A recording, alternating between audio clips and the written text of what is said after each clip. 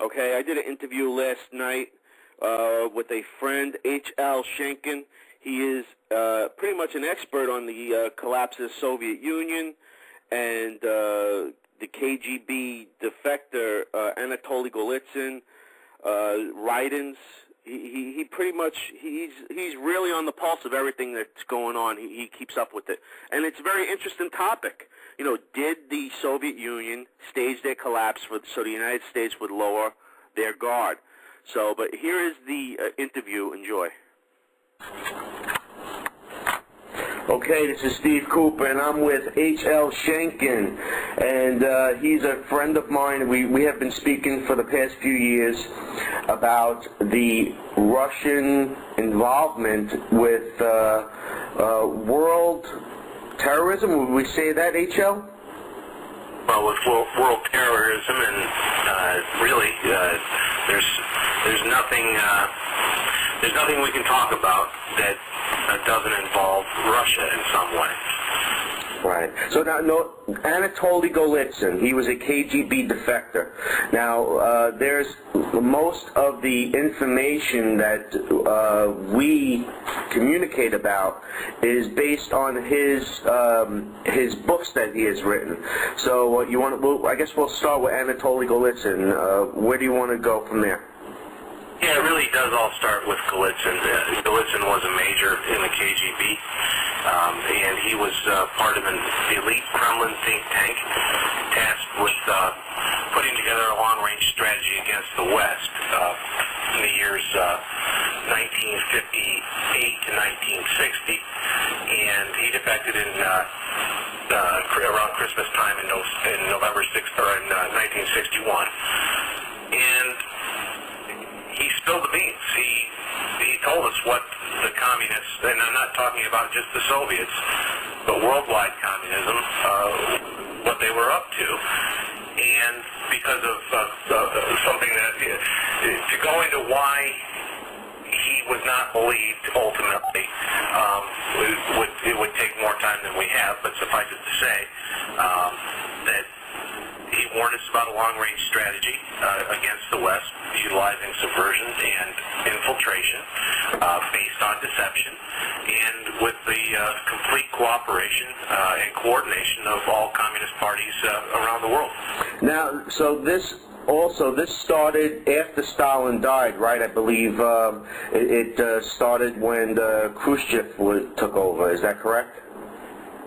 Yeah, it was under Khrushchev that the plan was worked out. Excuse me. General Sheletin was in charge of putting this plan together, and this plan what it does is melts the work of Sun Tzu, the ancient Chinese warlord, author of Art of War, and with the basic premise there being all warfare is deception, and the apex of warfare is to take your enemy without firing a shot. Sheletin wanted to meld that with von Clausewitz, a 19th century Prussian general, who basically said that Sun Tzu, all of that's well and good for the textbooks, but if you don't kill 2/3 of your enemy, you risk that they will have a large enough contingent among the population to be able to possibly overthrow you at some point. So he taught the crushing blow, and that's what this plan does. It combines these two very different strategies, and it is what is playing out now. As far as I can see, we've been in the Sun Tzu phase primarily for all this time, and at some point, and I don't think it's all that far off, the Clausewitz phase will kick in. Now, Andropov, when did do you know when he came in as a KGB chief? Was it around that time? I'm not sure. No, he was later. He was later, okay. He was, I can't think.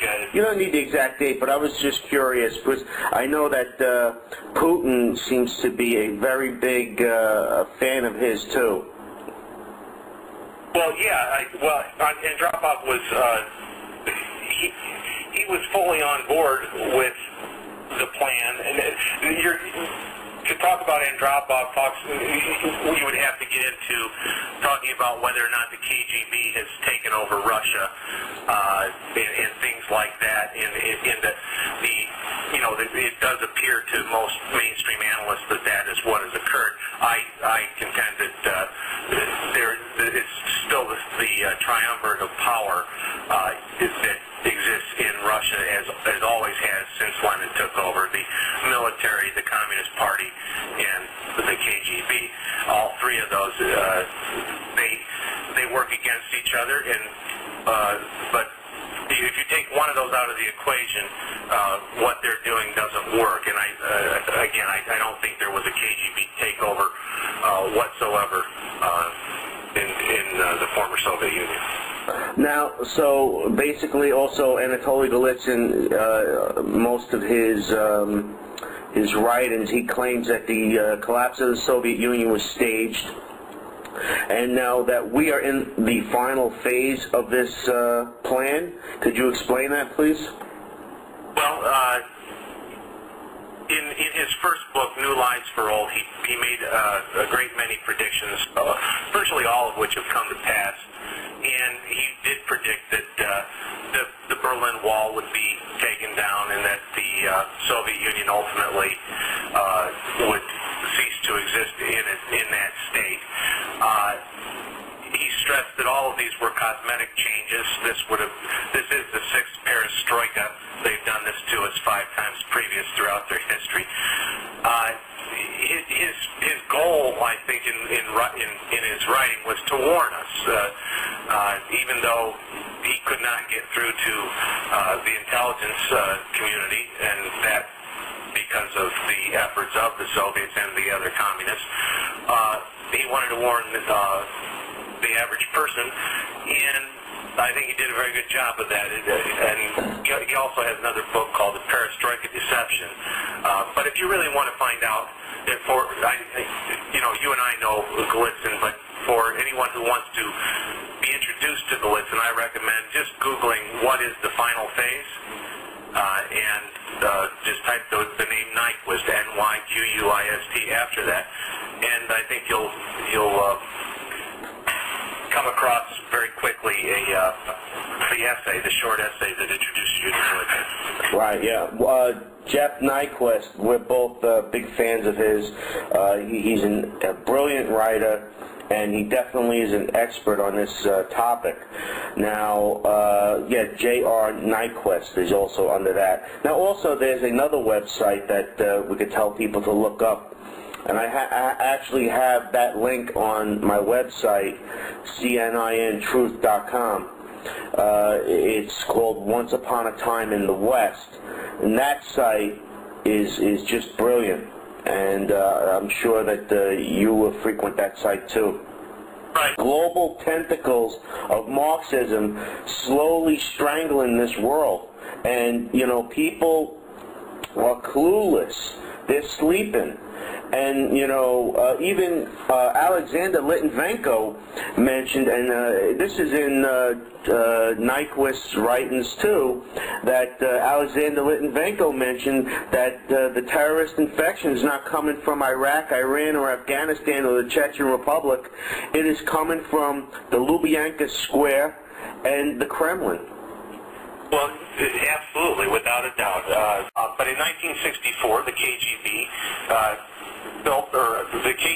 created the PLO.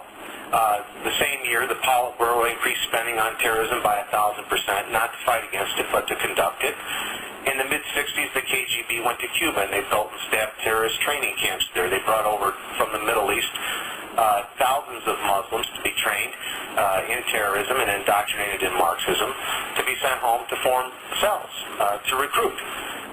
It's very clear, the evidence against the Russians, against the Soviets, against the Communists, but this is kept from everyone. Ayman al-Zawahiri, to bring it really up to date, was trained in Dagestan, Russia in 1998 by the GRU for 6 months. the GRU being Russian military intelligence. We know this because Alexander Litvinenko exposed this. Alexander Litvinenko, the man, of course you know, killed with the polonium-210, an assassin sent from Moscow to England to do that. The English government did a full investigation, and they determined without a doubt that it was a Russian state-sponsored assassination.